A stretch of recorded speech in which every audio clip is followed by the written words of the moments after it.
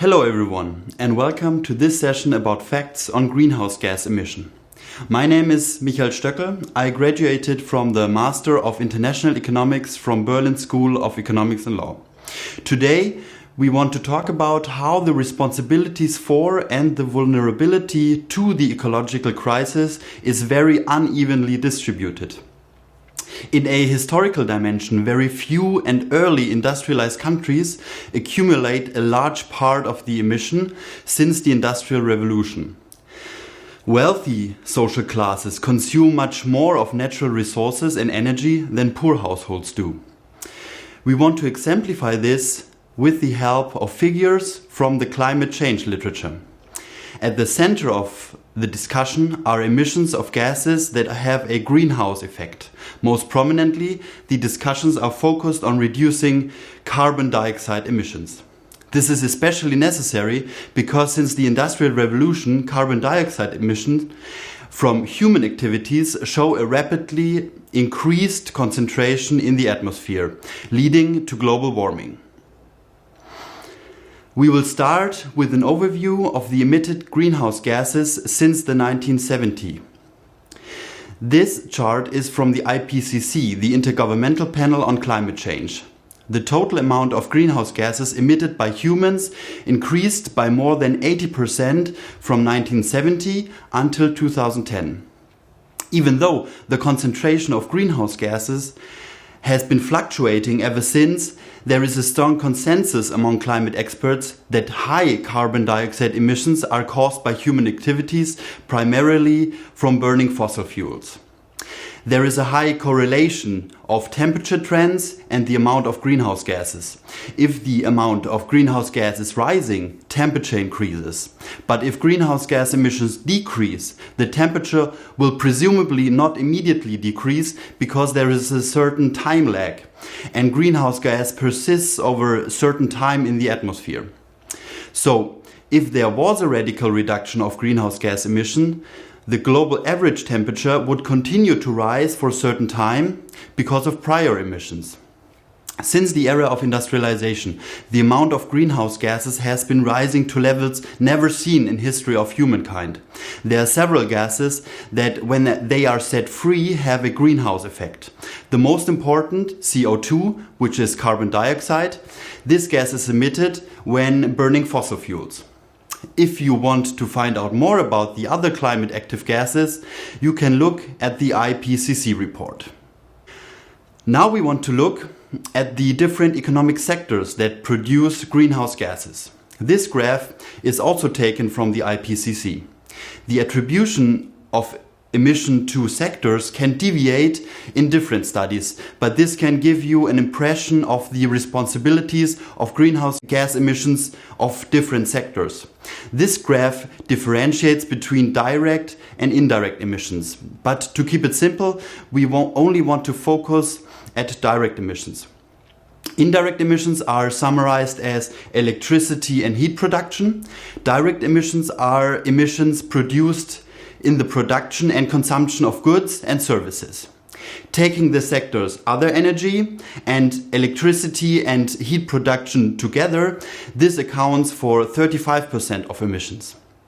Agriculture, forestry and land use amount to 25%. This sector is abbreviated AFOLU in the chart.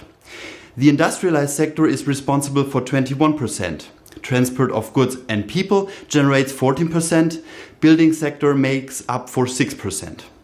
For a detailed composition of the sectors, please look at the IPCC report in the additional reading. Now we are going to take a look at aggregated CO2 emissions that are assigned to single countries or regions. We want to draw your attention to important questions when looking at aggregated or regional data. First of all, the CO2 concentration in the atmosphere is a result of a process of industrialization in the past. So here we can observe the historical dimension of CO2 emissions. This graph is taken from a study by Chancel and Piketty on carbon emissions and inequality.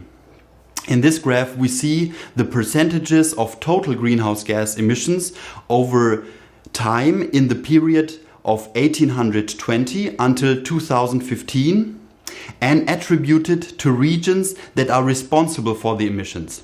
That means the total amount of emitted greenhouse gases is assigned to the regions of emission in percentage of the total share. One can see that in the phase of the Industrial Revolution, nearly all emissions were generated in Europe. Since then, emissions grew faster in North America and Russia, Central Asia. By 1950, though, both the shares of Europe and North America were the same. Both regions accounted for 40% each. Since 1900, the emissions shares of the rest of the world increased rather slowly, but from 1900 onwards, the share of the so-called emerging and developing economies is growing. As of 2015, Europe and North America emit around 45% together, Russia, Central Asia 15%, and China 13%.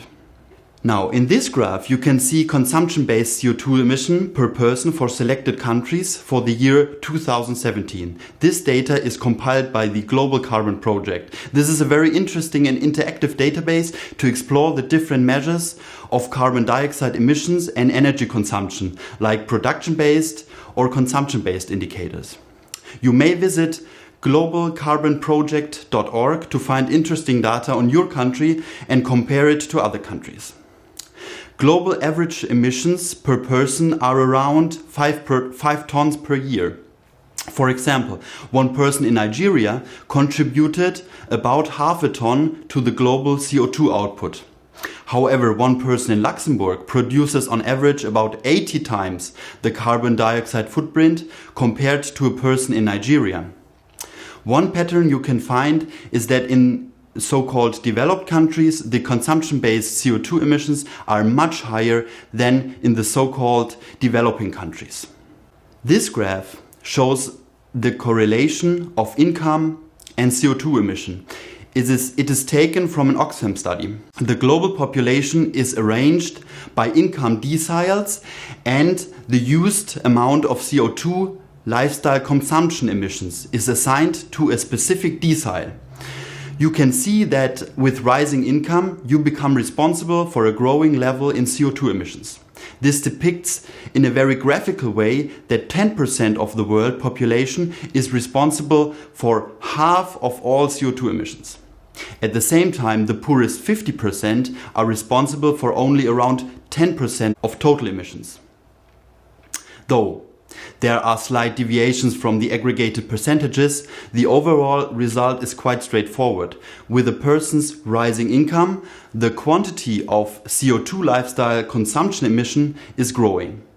This is because a person with a higher income is likely to consume more. Thank you very much for your attention.